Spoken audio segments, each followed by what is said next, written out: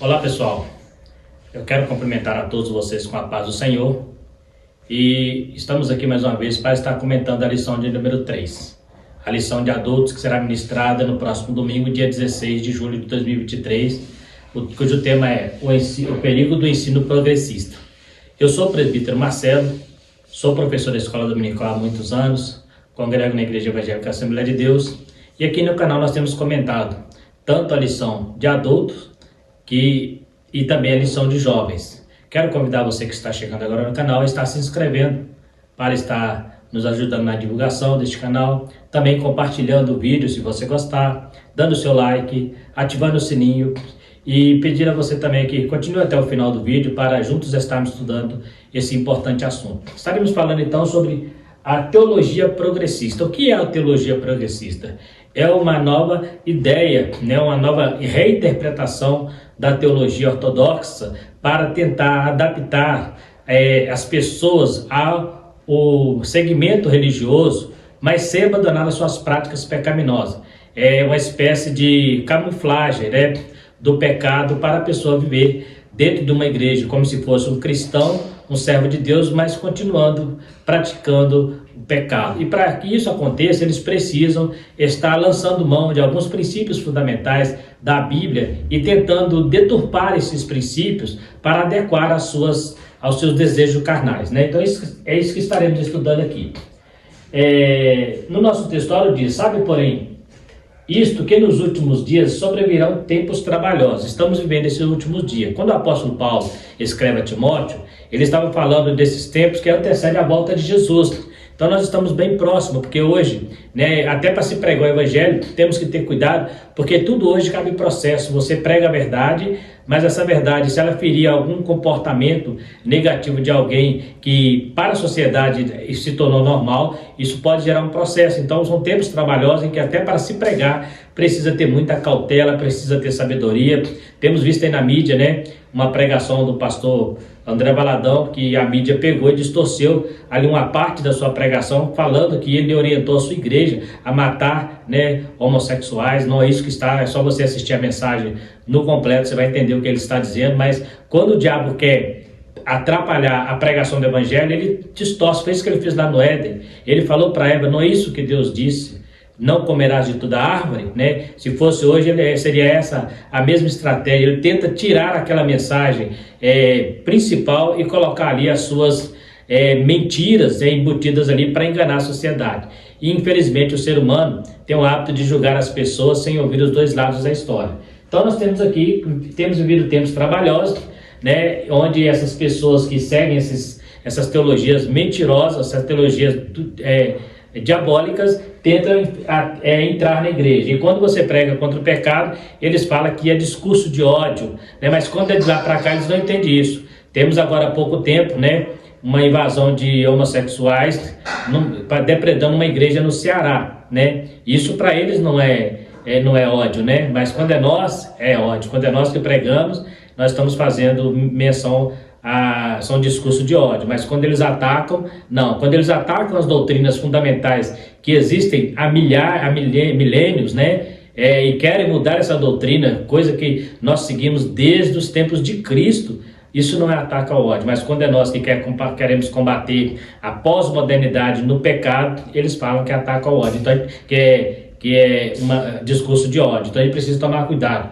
porque até para se pregar hoje, tudo hoje é processo, Até as piadas hoje, os comediantes hoje não podem brincar mais com certas brincadeiras que pode cair homofobia, racismo e muitas outras coisas, Os ensinos progressistas buscam desconstruir a fé cristã por dentro e afastar as pessoas do verdadeiro cristianismo bíblico, tornando-as meras militantes de causas sociais. Então, é mais voltado mesmo para a questão do socialismo. Eles querem mostrar que o principal motivo da religião é a causa social, ou seja, o homem, Então, se eu fazer o bem para alguém, eu já sou um religioso, já estou servindo a Deus, Isso sim faz parte do cristianismo, mas não é tudo, Isso não é tudo, Não adianta, a Bíblia diz, o que adianta a gente ganhar o mundo inteiro e perder a salvação, E outra coisa, Paulo fala que nós não somos salvos só pelas obras, somos salvos pela graça. A obra é consequência de um cristão já com a vida no altar. Então, as causas sociais é sim uma responsabilidade da igreja, mas não é o foco principal, não é o alvo principal da igreja. A igreja precisa estar paralelo a isso, seguindo as doutrinas fundamentais. Porque quando se fala de causas sociais, existem muitos motivos que precisam ser observados, muitas razões para se observar o que realmente é causa social. Será que aqueles que falam são realmente pessoas que pensam assim, ou eles estão usando isso para tentar puxar uma rasteira na igreja? O que não vai conseguir nunca, porque a igreja é a firmeza da verdade, a coluna da verdade. A nossa introdução.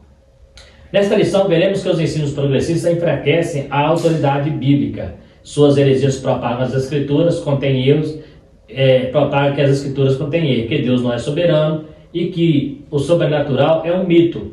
São indiferentes à doutrina bíblica do pecado, relativizam os valores morais e defendem a necessidade de ressignificar a fé cristã.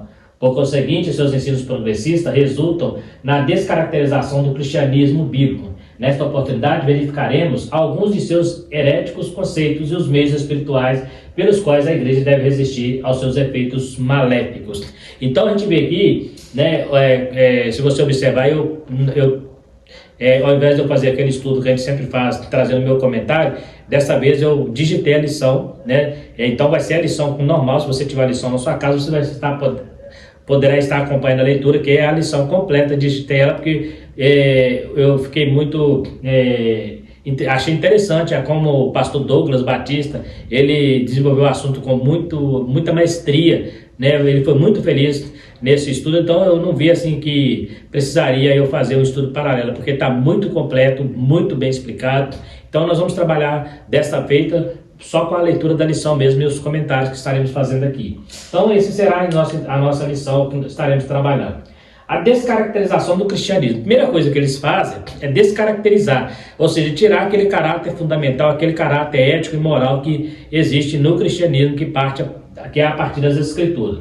A deterioração moral. A expressão bíblica dos últimos dias faz alusão ao período anterior à volta de Cristo, sendo retratado como um tempo extremamente difícil. Nós acabamos de ler. O apóstolo Paulo alerta que o comportamento humano está associado à impiedade, caracterizada pela profunda degradação moral. Por isso, a lista paulina é uma descrição da escalada dos pecados na sociedade. Então ele fala, né, fala de amantes de si mesmo, depravação, né, pecado é pecado. Ele cita isso em várias de suas cartas, aos Romanos, a Timóteo, ele cita em Coríntios, né. Então a gente vê que a preocupação de Paulo já naqueles dias, há praticamente 2000 anos atrás, né, quase 2000 anos atrás, já era uma preocupação naqueles dias onde o pecado não estava tão depravado, o homem não estava tão depravado como está hoje, né? E mesmo assim, naqueles dias já observava o início de uma nova investida de Satanás, tentando destruir a doutrina que ele estava pregando naquela época, né? Então, ele fala sobre isso em várias de suas cartas. Pedro também fala, né? E o enfraquecimento da doutrina bíblica e o relativismo, que não aceita a moral absoluta, instigam a má conduta da humanidade. Ou seja, eles instigam, né? Eles não aceitam a verdade moral, né? Moral para eles é muito relativo, né?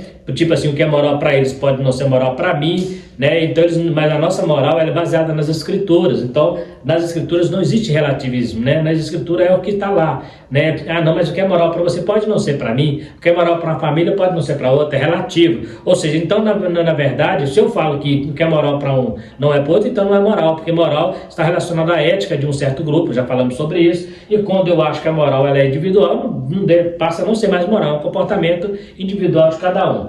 O atual alarmante crescimento do pecado é uma indicação de que já vivemos esses últimos dias. Não obstante, apesar das investidas heréticas, a Bíblia nos adverte a viver em santidade em qualquer época da jornada cristã. Essa é a postura da igreja.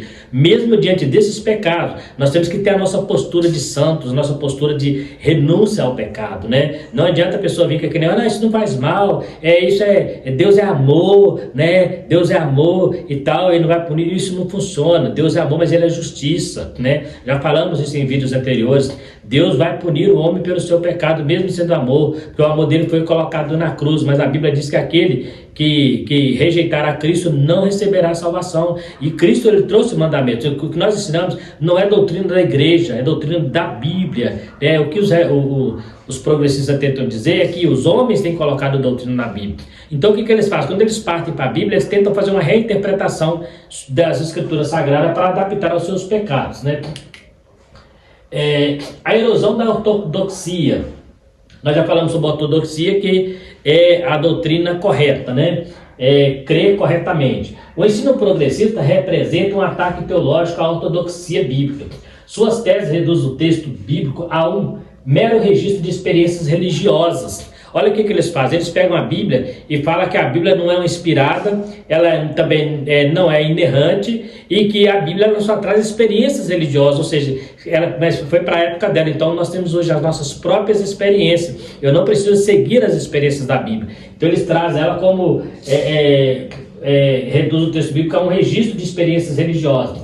Desse modo, o fundamento da fé cristã é questionado, isto é, a autoridade bíblica é rejeitada e as suas verdades negligenciadas. O conteúdo doutrinário cede espaço para a cultura e o entretenimento e ao resultado a qualquer custo. Então eles colocam a cultura acima das escrituras. Eles falam assim, a Bíblia foi escrita em cultura diferente, em contexto diferente. Então foi para aquela época. Hoje nós vivemos uma nova cultura, então nós precisamos reinterpretar a Bíblia, ou ressignificar os ensinos bíblicos. É isso que eles tentam trazer. Por exemplo, eles pegam a Bíblia de 2000 anos atrás, quando ela foi escrita. Não, naquela época era diferente, naquela época não tinha o que tem hoje, só que eles esquecem. Eu vou continuar dizendo isso. A Bíblia, ainda que ela foi escrita 2000 anos atrás, o cano foi fechado lá no Novo Testamento, a mente de Deus é que inspirou os escritores, e a mente de Deus não foi surpreendida pelo século 21. Então, o que Deus escreveu lá, ele já sabia. O Paulo fala de tempos trabalhosos naquela época, e nós estamos vendo até hoje os tempos trabalhosos. Não há nada que surpreenda Deus,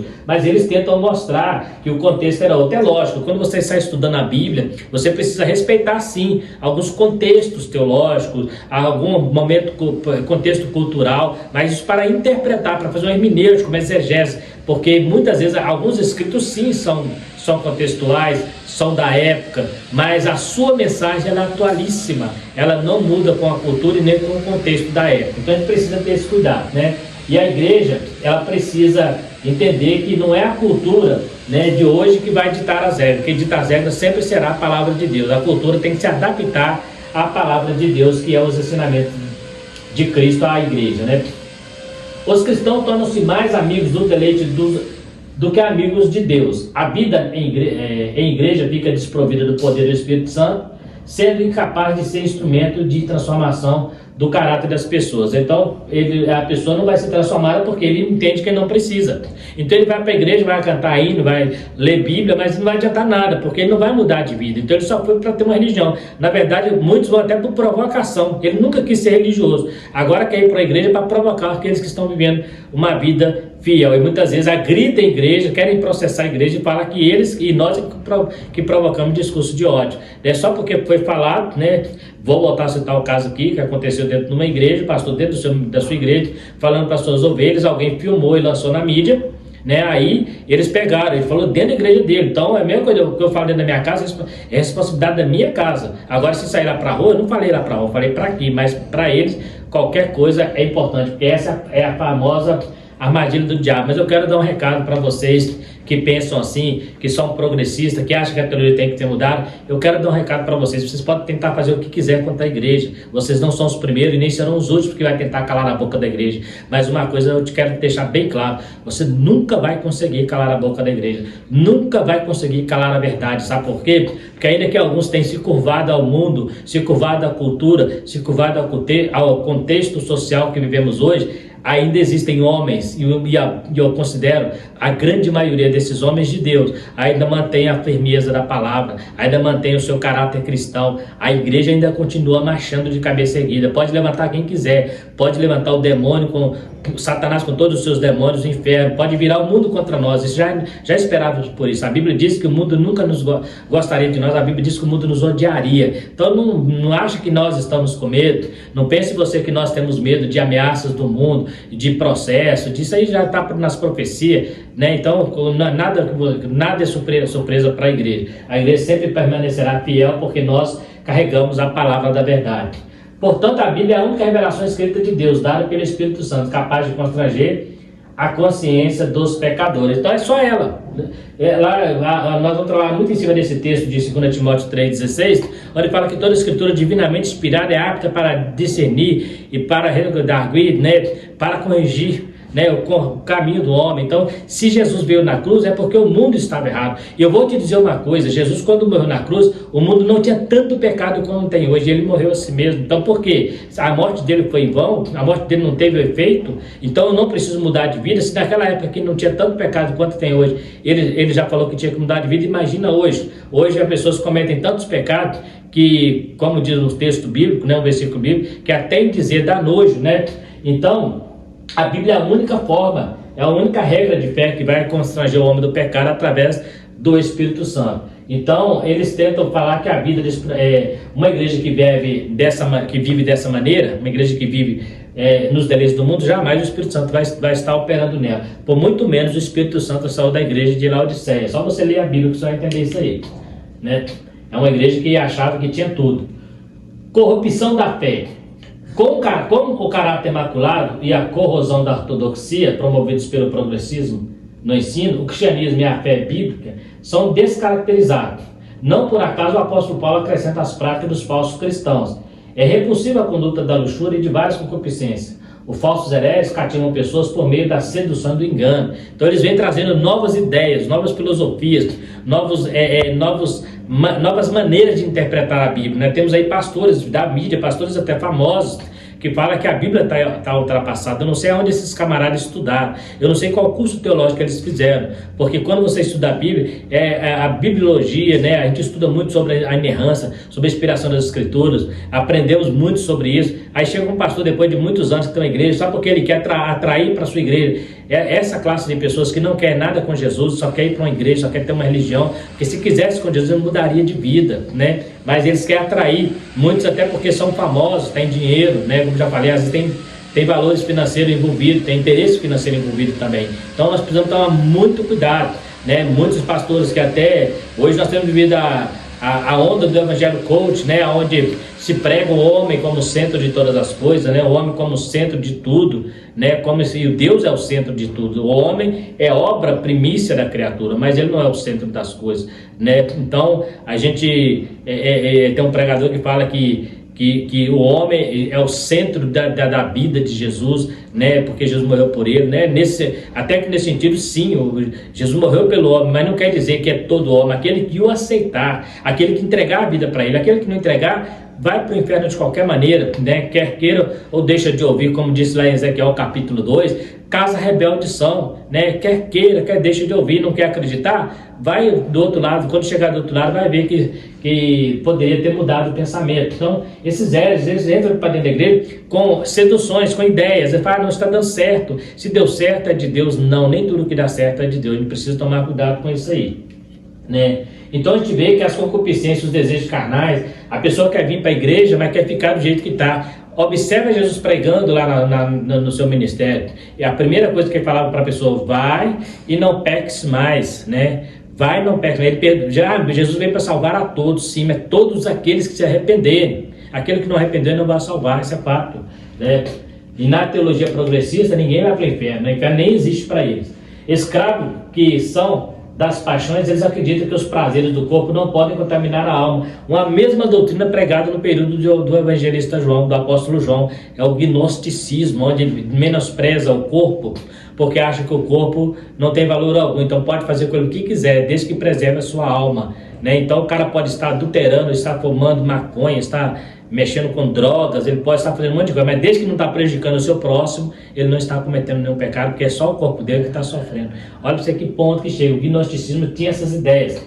Pois os pecados morais, a libertinagem, o abuso do corpo, são tolerados, tais como prostituição, a ideologia de gêneros, a droga, o aborto, o relativismo moral, etc. A rebeldia e a ausência genuína da conversão vos impedem de alcançar o conhecimento da verdade.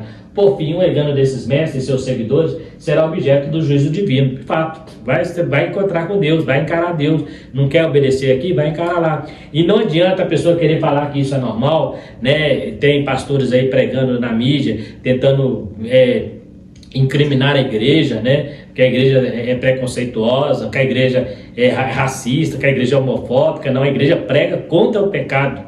né, contra o pecado do homossexualismo, a igreja prega contra o pecado da prostituição, a igreja prega contra o pecado do vício das drogas, entendeu? Mas a igreja não prega contra as pessoas, ela prega contra as práticas. Então ela quer tirar as pessoas da prática, né, e tirar essa prática das pessoas. Então esse é o papel da igreja, ele quer tirar a pessoa da prática e depois tirar a prática das pessoas, essa prática pecaminosa, para que se transforme um novo homem, como Jesus fala para Nicodemos, né? Tem que nascer de novo, mudar de vida, né? Então eles vêm com esses enganos para tentar denegrir a verdade fundamental e tirar as pessoas do caminho do processo da regeneração. A pessoa vem para a igreja cheia de pecado, chega aqui, o pastor fala que ele não precisa mudar nada. E o que ele está fazendo na igreja? Então, para que ele não continua lá? Qual sentido tem ir para uma igreja se você acha que não precisa mudar na sua vida? Você não precisa de igreja. Então vem só mesmo por, né, para ter uma igreja como se tivesse um time de futebol, né?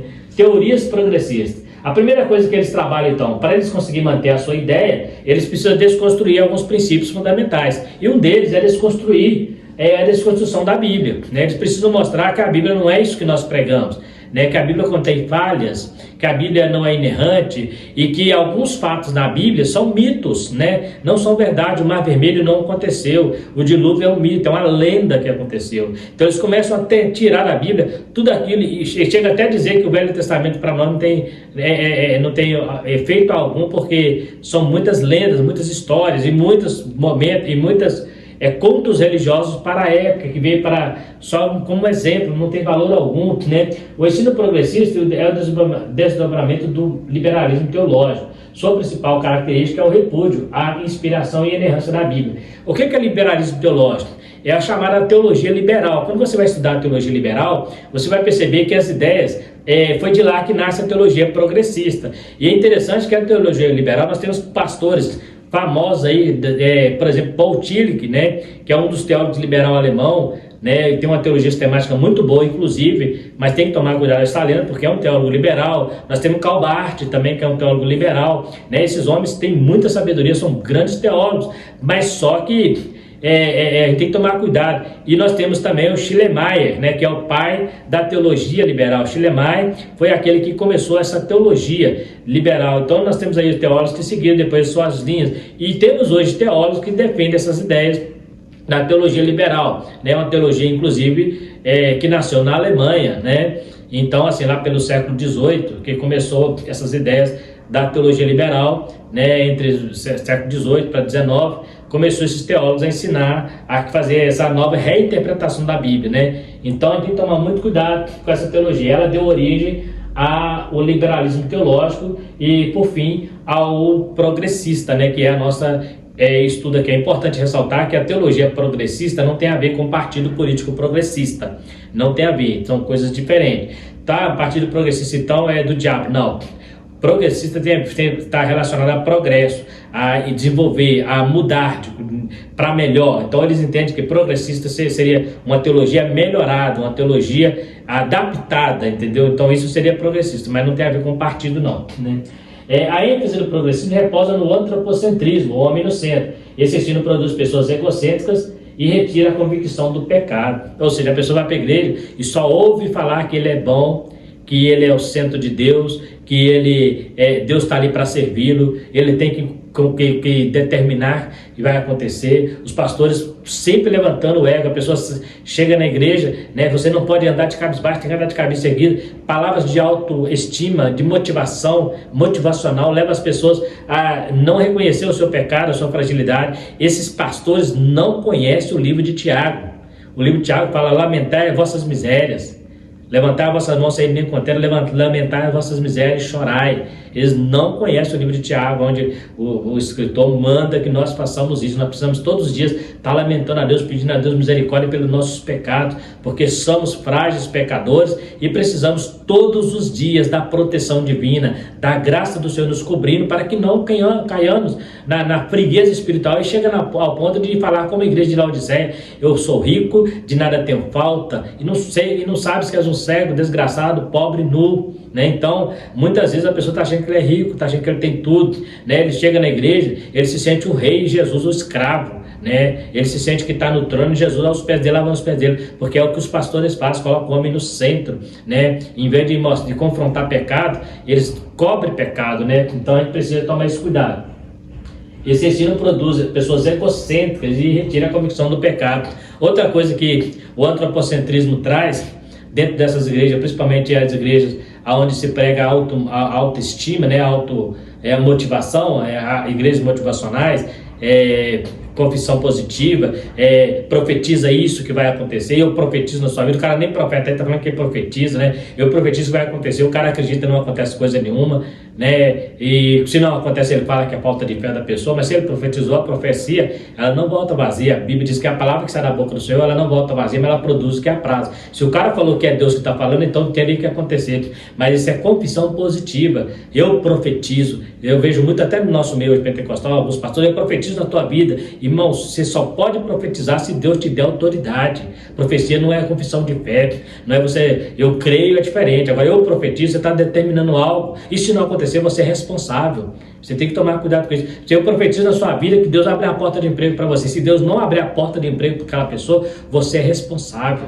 Então cuidado com o que você diz, você precisa ter convicção do que você está falando, porque senão você cai nessa situação aqui, você está tentando fazer a pessoa se levantar e acreditar nas suas palavras, porque Deus não te mandou falar isso. Isso é você crê e acha que Deus mandou falar. É muito diferente, eu creio e Deus mandou falar. Muitas vezes era até o contrário, às vezes Deus mandava o profeta falar, ele não cria. Observa lá os profetas, às vezes Deus mandava eles falar e eles não criam, e Deus insistia, pode falar que eu estou mandando. Olha lá para ver Jonas, né? Não cria que Deus mudaria a cidade. Olha para você ver Gedeão, não cria que Deus libertaria, e Deus precisava insistir com ele. Hoje é o contrário, hoje Deus não está falando e você está crendo demais, você está mandando, eu profetizo que vai acontecer, eu profetizo, irmãos, presta atenção. Isso é confissão positiva, porque quando você fala eu profetizo, a palavra profetizar é porta-voz de Deus. Você precisa ter convicção de que Deus mandou você falar. Se Deus não mandou, não vai pela tua crença, não. Uma coisa é eu crer que Deus faz, outra coisa é eu entender que Ele vai fazer. Uma coisa é eu crer que Deus pode curar, outra coisa eu saber se Ele vai fazer. Eu creio que Deus pode curar, mas Ele vai curar? Eu não sei, eu só creio. Então eu não posso falar para a pessoa, se eu falar para a pessoa, eu creio que Deus pode te curar. Agora se eu falar que eu profetizo que Deus vai te curar, eu estou assumindo uma responsabilidade daquela pessoa ser curada. E se ela não for, eu teria que prestar conta das minhas palavras. Porque senão eu coloco as pessoas... Hoje as igrejas que mais enchem são igrejas de pessoas que estão procurando se beneficiar do reino. Não há pessoas que querem se doar. Não há pessoas que querem servir ao reino. Eles querem ser servidos pelo reino. Eles vão para a igreja para ganhar bens materiais, vão para a igreja para ser curado de enfermidades, vão para a igreja para um monte de coisas. Não que isso não é errado você buscar, mas isso não pode ser o principal objetivo do seu culto. Isso não pode ser o seu principal motivo de você estar na igreja. Se você está na igreja, você procurando essas coisas, você está em um lugar errado. Porque quem promete essas bênçãos materiais com abundância é o próprio diabo. Deus nunca prometeu. Não quer dizer que você vai passar dificuldade, mas se passar, faça como o apóstolo Paulo. Você está em bonança, você está em dificuldade, portanto eu preciso estar na presença de Deus. Então esses ensinos produzem pessoas egocêntricas que só pensam no seu próprio umbigo, né? Pessoas centradas em você mesmo e tira toda a convicção do pecado, né? Então propaga-se o evangelho em que a salvação do homem ocorre por meio de uma reforma social com a relativização do pecado, da moral e da fé bíblica. Ou seja, essas pessoas aí fora que nem de teologia entendem, né? Hoje nós temos pelo menos dois segmentos muito fortes que estão tentando bater de frente contra a igreja, mas não vai conseguir. Pode tentar quanto quiser, mas nunca vai conseguir. Pode pegar uma minoria, mas a maioria permanece fiel. Hoje é o grupo LGBT, né?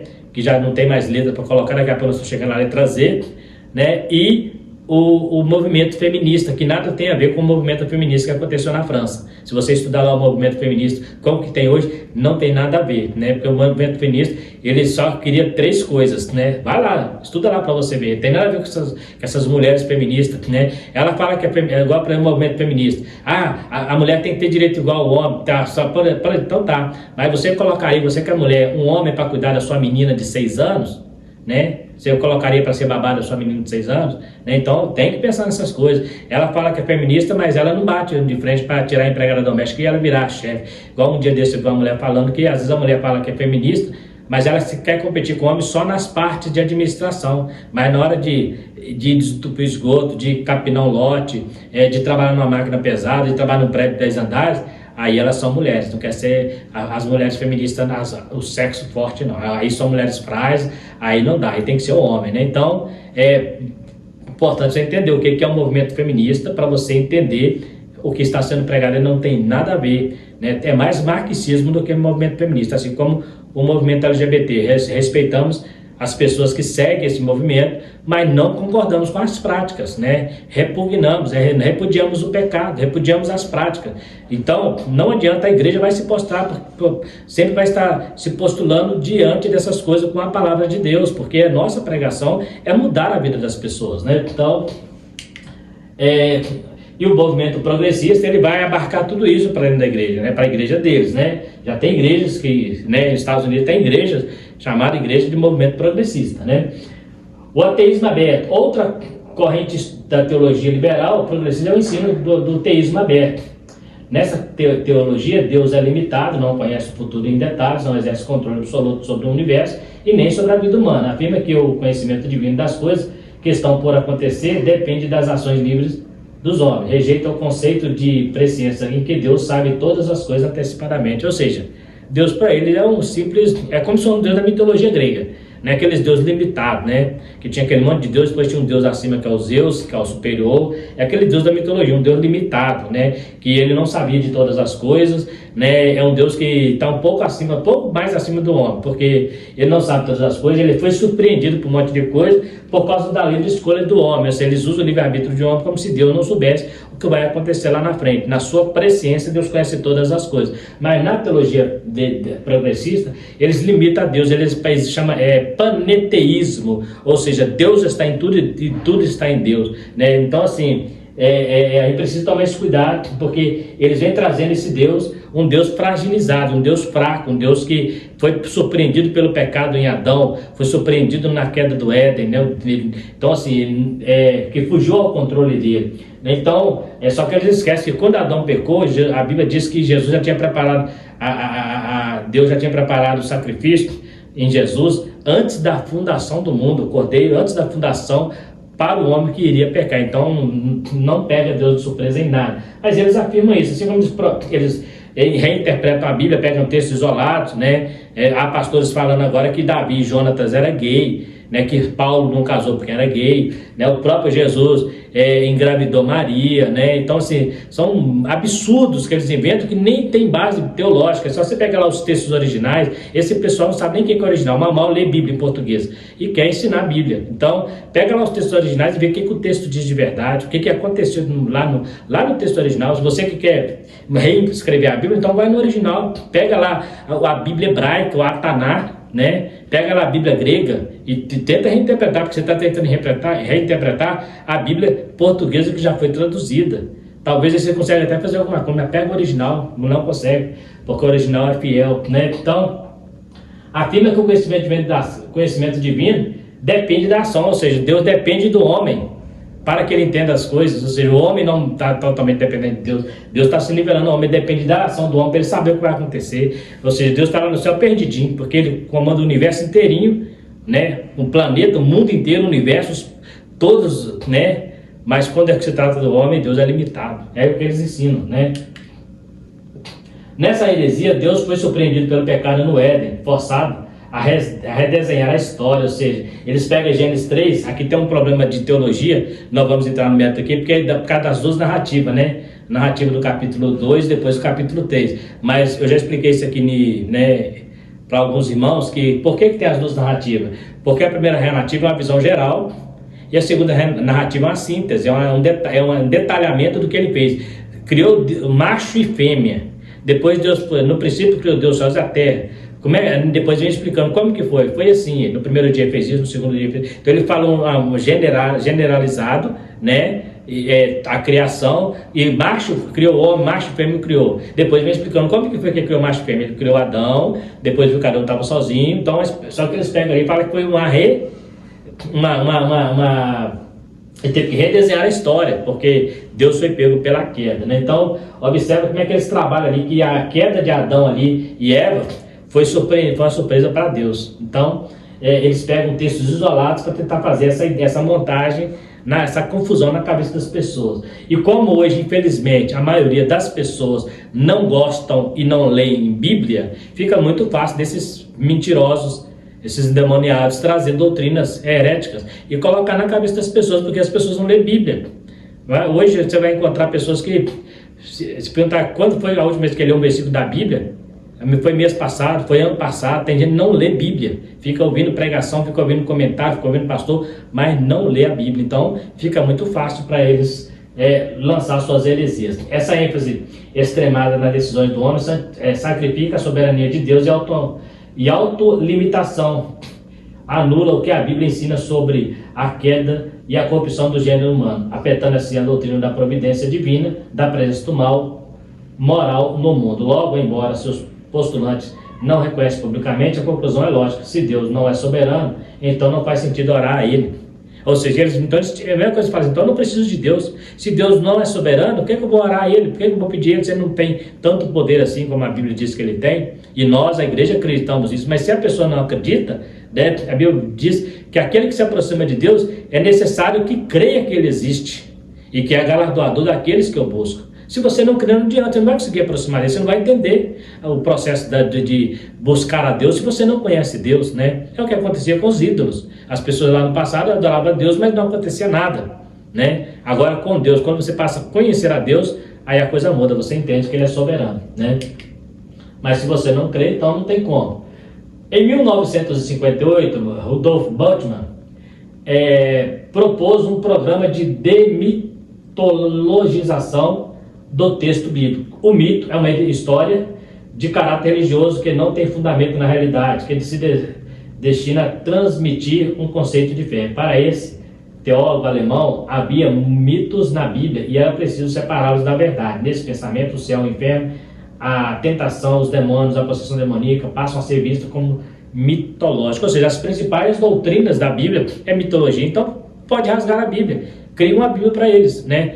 Porque a Bíblia nossa não tem efeito, né? Olha que ponto chega. Esse camarada aqui, Rudolf Bultmann, esse cara é um bom teólogo, o cara estudou muito, é um doutor. Mas olha a que conclusão ele chegou, porque não adianta estudar se não tiver a espiritualidade, se não tiver a sabedoria divina, se a sabedoria humana. Então presta atenção, se eu tiro tudo isso aqui, né? Eu vi um certo pastor falando que numa sala de aula, uma professora pegou um livro e mandou para uma criança ler, e lá tinha umas aranhas que falavam. E a professora pergunta para as crianças: a aranha fala? Ela falou assim: não, mas no livro elas falam. Mas a aranha fala? Não fala. Então eu quero que você leia a Bíblia na mesma perspectiva de que você leu esse livro, ou seja, mitologia, ou seja, mentira. Olha, já ensinando a criança a ler a Bíblia com olho de crítica destrutiva. Se a aranha não fala, ela está lendo um livro onde a aranha está falando. Um livro de ficção, né? Um livro de historinha. Então eu quero que você leia a Bíblia com a mesma visão que você está lendo esse livro aí. Ou seja, a pessoa começa a ler a Bíblia e vai ver tudo como mitologia, né? É isso que ele tentou fazer. Então eu preciso tirar essa mitologia, ou seja, na verdade, este teólogo, ele praticamente anula o Velho Testamento. Porque os maiores milagres que a ciência considerava mitológicos aconteceram exatamente no Velho Testamento. No Novo Testamento você não vê tanto. Você vê às vezes Jesus andando sobre as águas, a grande pesca maravilhosa, né? Mas no Velho Testamento estão a maior parte dos milagres. Por exemplo, o Mar Vermelho se abriu, o Rio Jordão, a Arca de Noé, o dilúvio.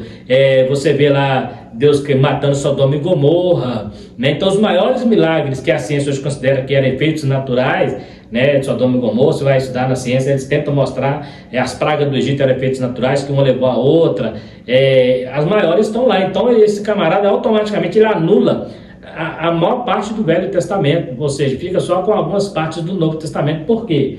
Porque ele não acredita, para ele é mitologia. Então, só que ele vai mais além, ele chega a dizer também que a ressurreição de Jesus era mito, que os discípulos alimentou essa ideia para não ficar totalmente derrotados, porque eles falavam de um Jesus poderoso e Jesus morre.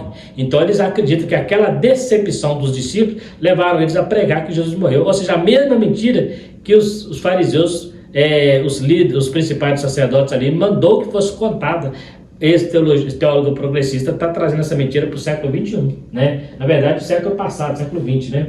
Então, você vê que ele traz uma mitologia, mostra que a Bíblia é mito. E não precisa você ir longe, não. Existem hoje seminários teológicos, né? Que existem teólogos dentro de seminários sérios, que eles conseguem, estão migrando para essa teologia, né? Eu já vi teólogos, inclusive pentecostal, dizer que o dilúvio, né, não aconteceu, né?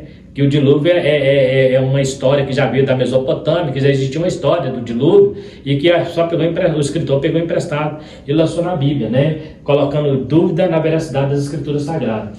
Até a doutrina da concepção do nascimento virginal e a promessa da vida de Cristo são classificados como mitologia, tá vendo? Então, Cristo não voltará. Se ele não voltará, para que eu preciso servir a ele? Para que eu preciso buscar ao céu se eu não vou para lá? Eles falam da concepção, não houve a concepção do nascimento virginal, né? Nessa teologia bíblica só é crível se dela forem estipados os milagres, os sinais e outras revelações sobrenaturais. Ou seja, ele tira tudo que é espiritual, deixa só o contexto, só o histórico, né, o cultural. Ele tira tudo que é espiritual da Bíblia. Ou seja, então ele volta a Bíblia ao nível de qualquer livro.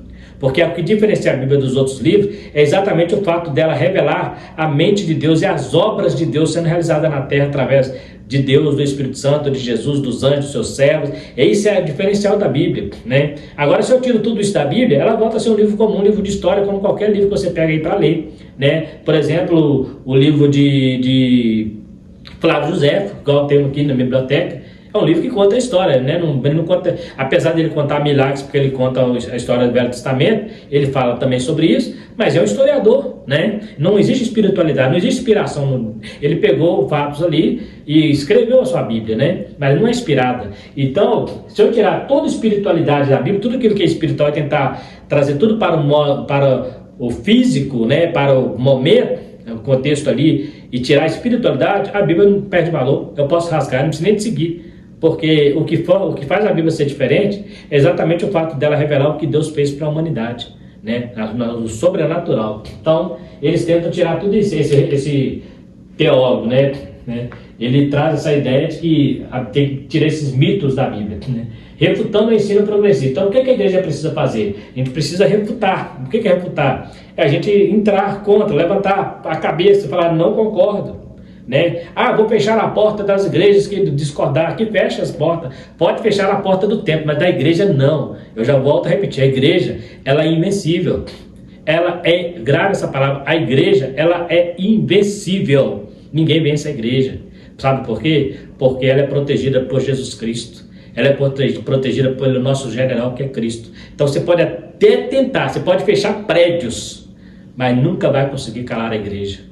E a igreja de verdade, enquanto mais aperta, mais ela aparece. Enquanto mais você aperta a igreja, só sai da igreja aqueles que não é da igreja, aqueles que não suportam a verdade. Mas os que suportam, os que vivem a verdade, aí que eles crescem mais. A igreja cresce no fogo da aflição. Então, não pense o mundo, não pense o diabo, não pense os políticos, que vai calar a igreja. Não cala, pode fechar templos, mas a igreja permanece de pé. Até porque ela nasceu quando nem templo tinha, né? Então, é uma refutação do ensino progressista, é indispensável reafirmar a doutrina da inspiração divina, verbal e plenária, da inerrância da palavra de Deus. Então nós precisamos ensinar todos os dias que a Bíblia é a palavra de Deus, inspirada e revelada ao homem através do Espírito Santo. Então, não aceitamos, não negociamos isso. Nós não negociamos essa verdade. A Bíblia é a palavra de Deus inerrante, é a mente de Deus que foi escrita há mais de 2000 anos atrás, mas Deus não foi surpreendido em nada. Então precisamos sempre defender que a Bíblia é divinamente inspirada e validar o princípio de sola escritura instituído na Reforma, que estabelece a Bíblia como única regra infalível e autoridade final de fé e prática, que Lutero, na Reforma, ele combatendo os dogmas da igreja da época, que colocou um monte de tradições, como se tivesse força de lei na Bíblia, né? E Lutero, quando ele começa a descobrir que tinha coisa errada, ele começa a estudar a Bíblia, traduz ela para o alemão, e ele fala agora somente a Escritura, só a Escritura, somente a Escritura pode levar o homem ao céu. Por quê? Porque dogmas de igreja, até hoje existem igrejas que além da escritura ela tem dogmas, ela tem tradições não salvam, o que salva é a palavra. Então precisamos voltar a pregar a palavra de Deus com verdade. Hoje nós temos visto uma gama de pregadores pregadores que sobem para os púlpitos e o que eles menos pregam é palavra. Poucos dias vi uma pregadora que está muito famosa na internet falando que não posta versículo bíblico porque não dá visualizações, né? As pessoas não veem, ainda chama as pessoas ainda de omissos. Omisso é quem não posta versículo bíblico. Então, se alguém não me ouve pregar, eu vou parar de pregar, só porque as pessoas não me ouvem, aí que eu vou pregar mesmo, né? Volto lá em Ezequiel capítulo 2, que é ouçam, deixem de ouvir, eu vou pregar. Agora não, ela fala lá bem claramente no podcast lá da Karina Bachmann, né? Aquela menina que era atriz e converteu, ela fala que vai continuar fazendo o que ela faz, e fala assim que não vai postar a Bíblia. Não vai postar a Bíblia por quê? Porque as pessoas são omissas, né?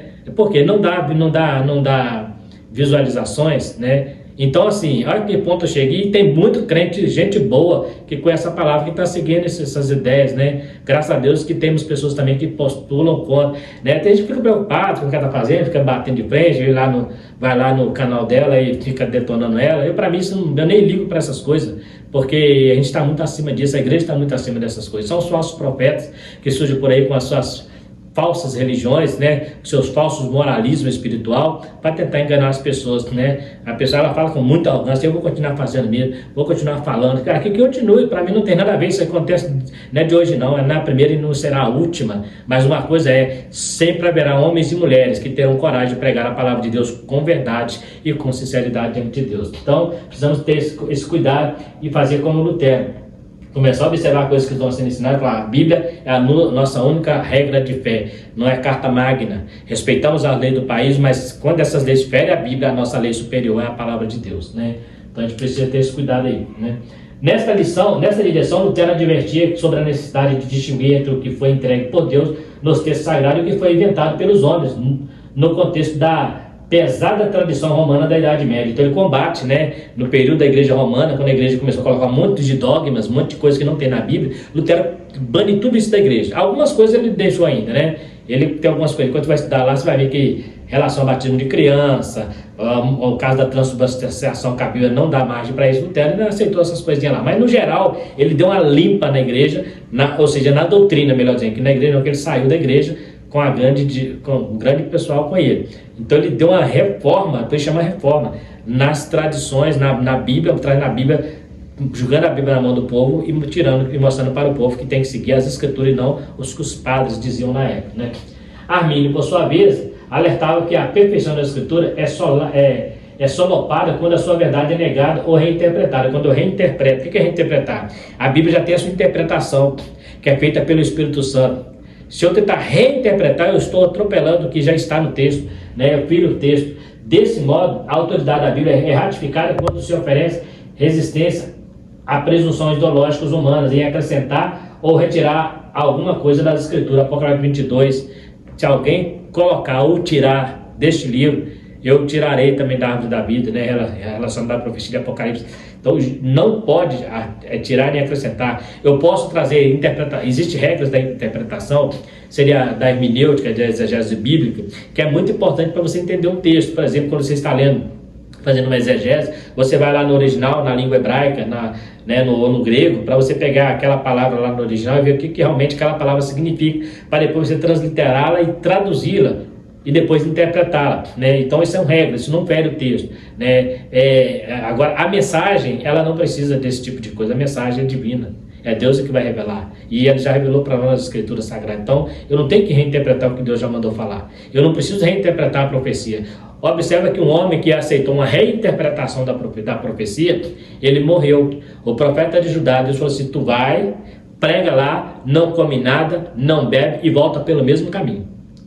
Quando chega lá um outro anjo, um outro profeta falou: não, veio um outro Deus, veio um outro anjo e falou para mim aqui que para você comer aqui e pode voltar por outro caminho, por onde você quer, mas tem que comer aqui, fica aqui comigo. Ele veio aqui e falou que você pode comer. Ele comeu, quando ele volta, um leão mata. Por quê? Foi uma reinterpretação da sua profecia.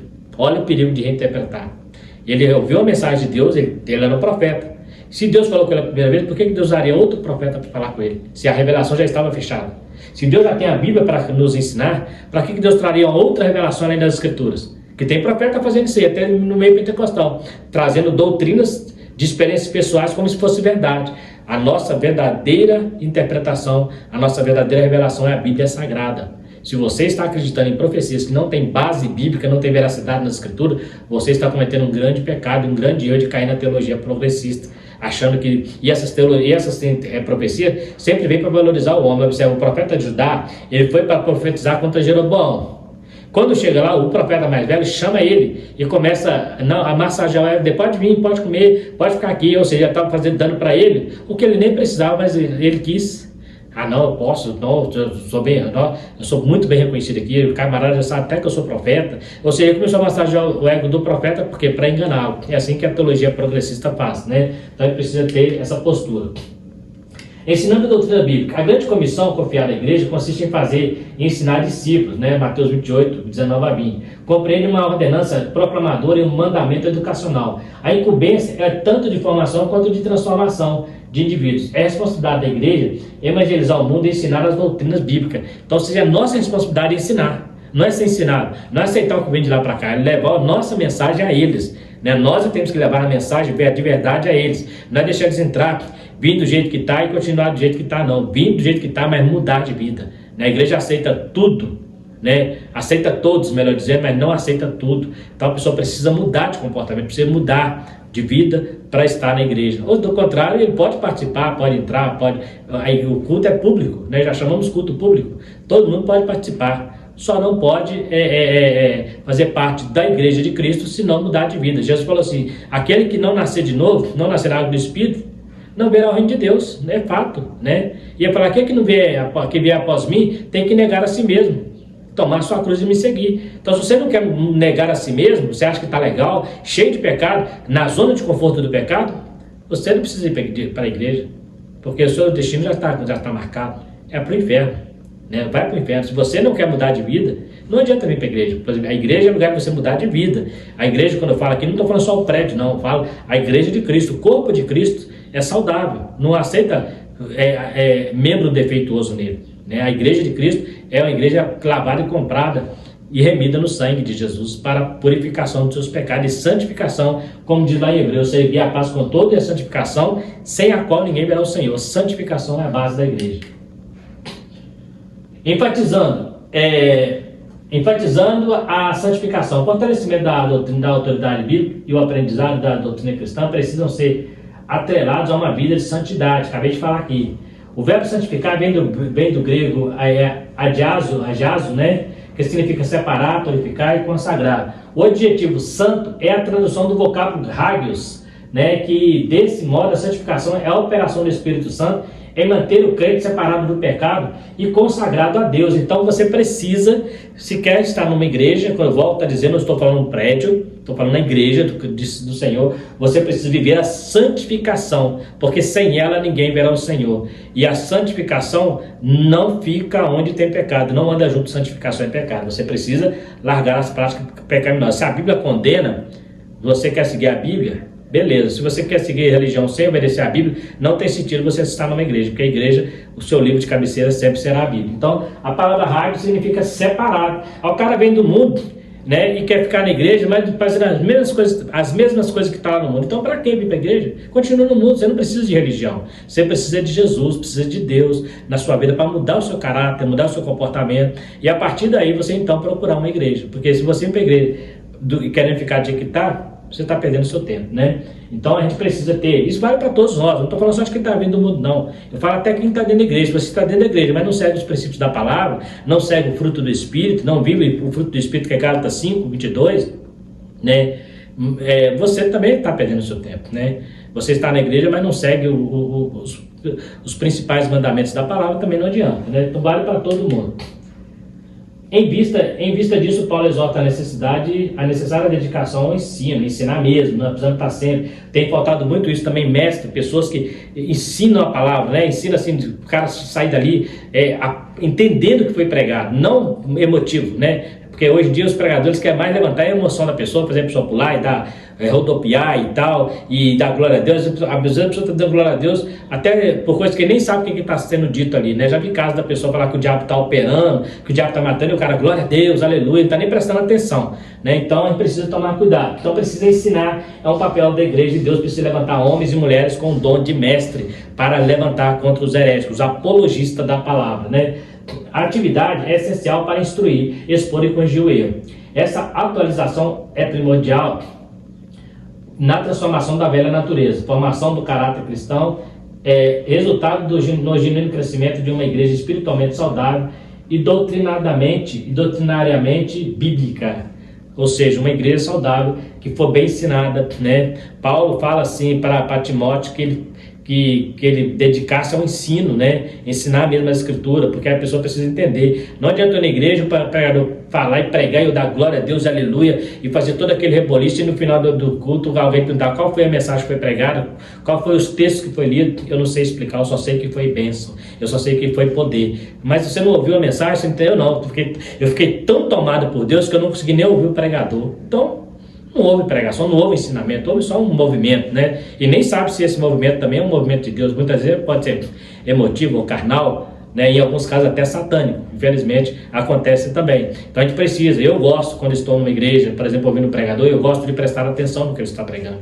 Eu gosto de entender o que ele está pregando. Eu sou muito perceptivo nas pregações. Então quando alguém está pregando, eu estou sempre atento. Dou lá meu glória a Deus, meu aleluia, glorifico a Deus quando ele fala algo em que empolga a gente mesmo no emotivo também, que a gente também somos pentecostais, temos isso, né?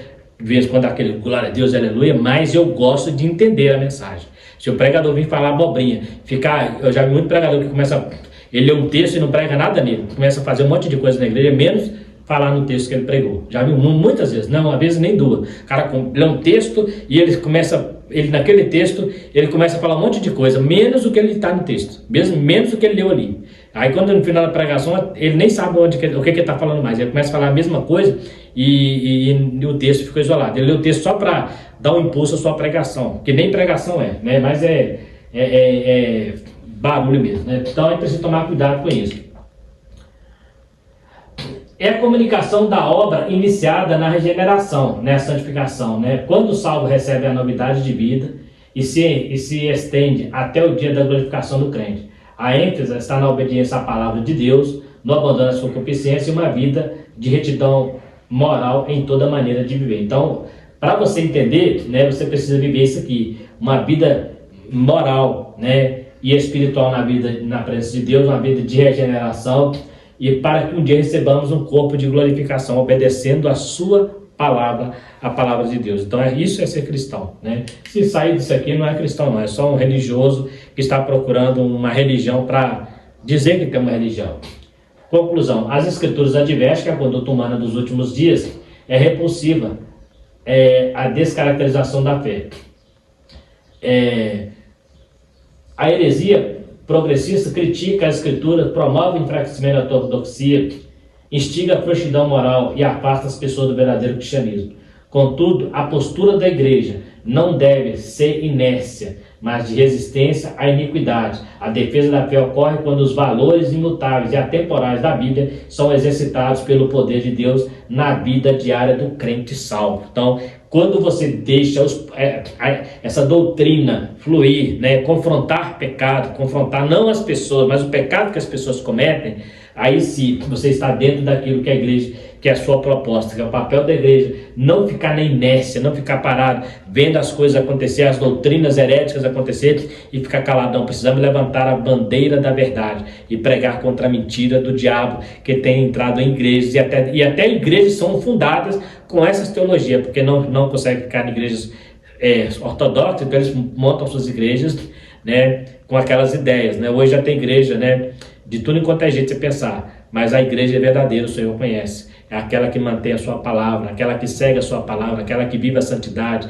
aquela que vive o verdadeiro e genuíno poder de Deus, a presença do Senhor, um Deus soberano, um Deus que não é como a teologia progressista, um Deus limitado, uma palavra verdadeira, inspirada, que não é como a teologia progressista, uma palavra cheia de erros, uma Bíblia que contém erros, é uma salvação genuína, onde só será salvo aqueles que realmente buscam, que na teologia progressista todo mundo será salvo, não há perdição, né? Uma salvação genuína em Cristo através do sacrifício de Jesus. Então esta é a verdadeira teologia e a igreja precisa, assim, cada dia bater de frente contra essas teologias. E quando aparecer algum pregador na igreja influenciado por alguma dessas ideias, os pastores precisam combater, aqueles que estão ali precisam chamar essa pessoa no canto. Talvez ele está sendo enganado, né? Trazendo uma teoria, que eu nem chamo isso de teologia, uma teoria sobre Deus, trazendo ali. Aí tem que ser chamado, conversado. E eu vi uma frase há pouco tempo, né?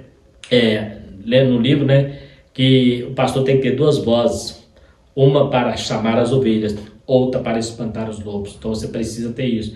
Uma voz para chamar as ovelhas e outra para espantar os falsos, os mentirosos. Então está mais uma lição falando sobre esse importante assunto que está muito em voga em nossos dias. E Deus, você que tem ficado até o final deste vídeo, quero agradecer você por ter estado conosco. Se tiver alguma dúvida relacionada ao assunto, pode estar nos perguntando nos comentários. E mais uma vez, pedindo a você que se inscreva no canal, compartilhe, dê o seu like e também ative o sininho para receber as próximas notificações. No mais, eu quero agradecer a todos vocês que ficaram aqui comigo até o final. Deus possa abençoar a todos vocês e até a próxima lição, se Deus quiser.